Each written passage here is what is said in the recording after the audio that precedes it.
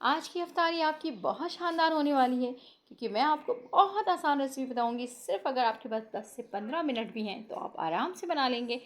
तो यहाँ पर रेसिपी जो है शानदार स्पेशल आलू के पकोड़े जैसी हैं और इसमें ना तो बेसन इस्तेमाल होगा और ना ऐसी कोई और चीज़। तो सिर्फ आलू है आपके पास तो इतना मज़ेदार स्नैक आप तैयार कर सकते हैं। तो जनाब यहाँ पर मैंने ले ली है 2 आलू जिसको मैंने बॉईल करके पील ऑफ कर लिया है और उसके बाद इसमें ऐड करेंगे हरा धनिया 1 हैंडफुल। और इससे पहले हम क्या करेंगे, आलू को मैश कर लेंगे। जी जनाब, पहले आलू को मैश करेंगे फिर इसमें ऐड करेंगे 1 हैंडफुल हरा धनिया, हरी मिर्चें जो बारीक चॉप हुई हुई है वो इसमें जाएगी और इसी के साथ यानी यहाँ पर कुटा हुआ धनिया, कुटी हुई लाल मिर्च, ज़ीरा, चाट मसाला और हल्दी लिया है और नमक। इन सारी चीज़ों को ऐड कर देंगे इसमें और इसी के साथ 1 कप मैदा इसमें ऐड करेंगे क्योंकि मैदा जब इसमें ऐड करेंगे वो इसकी फ्लेवर को और इन्हेंस कर देगा बहुत ज़्यादा। तो इसलिए इसमें हम मैदे का इस्तेमाल करेंगे। ठीक है जनाब, अब क्या करना है, तमाम चीज़ों को मिक्स करके एक डो बना लेना है और इसमें पानी का इस्तेमाल बिल्कुल नहीं करना है। 2 टेबलस्पून हमने कुकिंग ऑयल इस्तेमाल किया है। ठीक है जनाब, अब इसको जल्दी से हाथ की मदद से हम मिक्स कर लेते हैं और एक खूबसूरत सा डो बना लेते हैं। आप मेरे चैनल पर अगर नए हैं तो प्लीज़ ज़रूर सब्सक्राइब कर दीजिएगा मेरे चैनल को और एक प्यारा सा कमेंट्स करके ज़रूर जाइएगा। डो तैयार हो चुका है, स्लैरी बनानी है हमें इसमें। तो इसमें 2 कप मैंने 2 चम्मच कॉर्नफ्लावर लिया था और 2 टेबलस्पून ऑयल लिया था। उसको मिक्स करके स्लैरी तैयार हो चुकी है।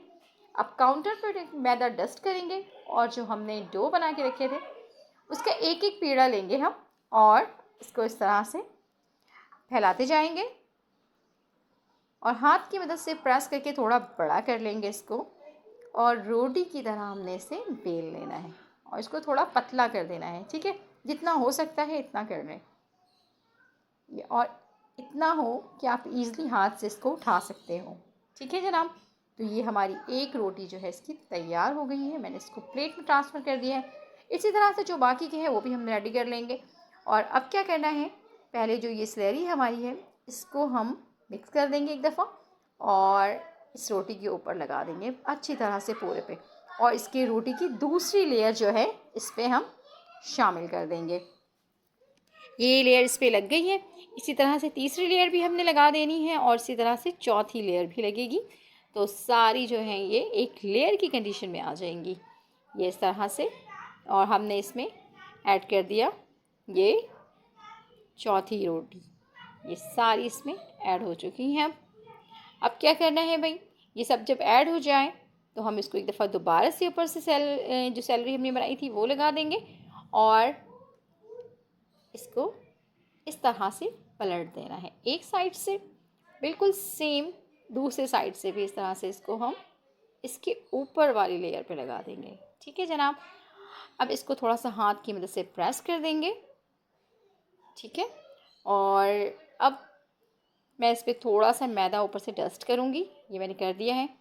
और अब इसकी होगी कटिंग। मैदा डस्ट इसलिए किया है ताकि कटिंग करने में आसानी हो हमें। ठीक है जनाब, तो ये अब बिल्कुल डन है। अब मैं इसको कटिंग करने के लिए जा रही हूँ। ये इस तरह से क्यूब की शक्ल में बना लें, स्क्वायर की शक्ल में बना लें, रेक्टेंगल की शक्ल में बना लें, किसी भी शेप में आप इसको बना सकते हैं और ये बहुत टेस्टी होता है। आप चाय के साथ शाम के स्नैक में ले सकते हैं, इसको अफ्तार के टेबल पर रख सकते हैं, बहुत ही ज़बरदस्त है। ये सारी कटिंग हो गई है, ये स्टेप हमारा कंप्लीट हो गया। अब हम चलते हैं नेक्स्ट स्टेप में। अब करना है हमें इसे फ्राई। हमने यहाँ पैन में डाल लिया है ऑयल और अब ऑयल थोड़ा सा गर्म होना चाहिए। ठीक है, ठंडे ऑयल में इसको बिल्कुल भी फ्राई नहीं कीजिएगा वरना ये अच्छे फ्राई नहीं होंगे। इसको गर्म ऑयल में ही फ्राई करना है।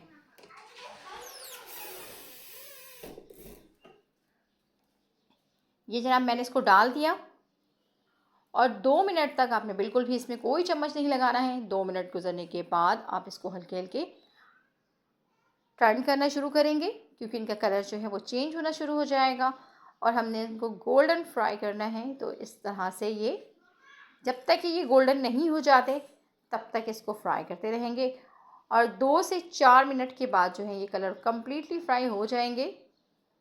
तो हम इसको बाहर निकाल लेंगे। ये फ्राई हो गया है जनाब। ये देखें ज़बरदस्त माशाल्लाह खूबसूरत सा कलर आ चुका है इसका। और अब हम इसको डिश आउट कर रहे हैं। आप भी ज़रूर ट्राई कीजिएगा। सेकंड बैच के भी सारे फ्राई हो गए हैं, इनको भी इसी तरह से हम ऑयल से बाहर निकाल लेंगे।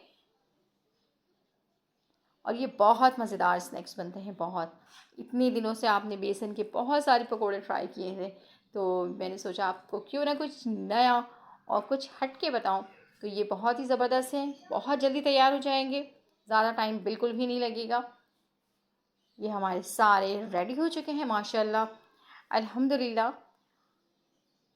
ये देखें इसमें प्यारा सा कलर भी आया हुआ है और बहुत उसकी लेयर्स भी हैं बहुत। जो हमने लेयर बनाई थी वो सारी लेयर्स जो है आपको वाज़े नज़र आएंगी फ्राई होने के बाद। ये देखें इस तरह से मैं आपको खोल कर दिखाऊँ तो सारी लेयर जो हैं बिल्कुल वाज़े हैं। ये देखें माशाल्लाह। अल्लाह हाफ़िज़।